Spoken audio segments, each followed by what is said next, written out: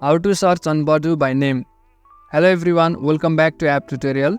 In this video, we will discuss if you can search someone particular by their name on Badoo. So let's start. When you open the Badoo app and log into your account, it will take you to the home screen like this.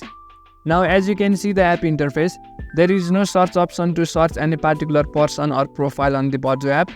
Even when you go to filters, you won't find any option to search for a particular account. So basically it means that you don't have the option and privilege to search for a particular account on Badoo. The only way to know if someone is on Badoo is by creating an account and swiping through the various profiles. If you find that specific profile, then it means that the person is active on the Badoo app.